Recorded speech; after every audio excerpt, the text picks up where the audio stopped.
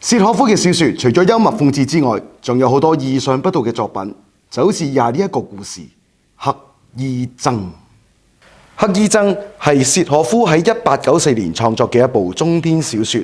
故事內容講述咗一位年輕嘅文學碩士柯普倫喺精神崩潰嘅過程之中，同一位神秘嘅黑衣僧相遇嘅故事。柯普倫係一個才華洋溢嘅年輕學者，不過佢長期處於精神緊張嘅狀態。咁為咗放鬆心情，佢決定去到鄉下揾佢嘅好朋友塔尼亞同埋佢嘅爸爸耶哥西米諾維奇嘅莊園嗰度好咁樣去休息一番。喺呢段期間，佢非常之放鬆，更加同塔尼亞結為夫婦添。不過就喺呢個時候，佢開始出現咗幻覺。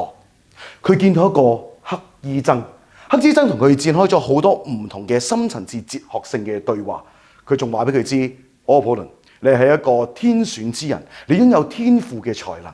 柯普倫完全沉迷咗喺呢段對話裏邊。不過佢嘅精神狀態越嚟越差。而佢嘅太太更加見到柯普倫同一張凳對話。佢太太非常擔心佢嘅健康狀況，於是希望佢接受治療。喺完成治療之後，柯普倫變得非常之平靜。不過佢開始覺得點解自己見唔到黑衣僧嘅呢？於是佢就覺得呢個治療令到自己變得非常之庸俗。佢開始憎恨同埋討厭佢嘅太太，做咗佢嘅爸爸。最後佢哋兩個嘅關係決裂。柯普倫離開咗鄉下，去到城市嗰度繼續工作，而且同一個女人同居添。不過佢始終擺脫唔到黑衣僧嘅陰影。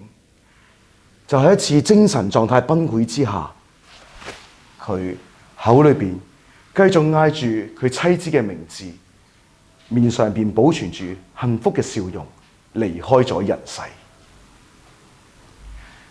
契訶夫想透過黑衣僧呢個故事揭示出深層次嘅矛盾，同埋探討真理嘅追求。不過喺故事最後嘅時候，柯普倫佢臨死之前係面帶住幸福嘅笑容。咁到底佢嘅死係含恨而終，定係話係一種解脫呢？呢一個就係契訶夫俾大家思考嘅問題啦。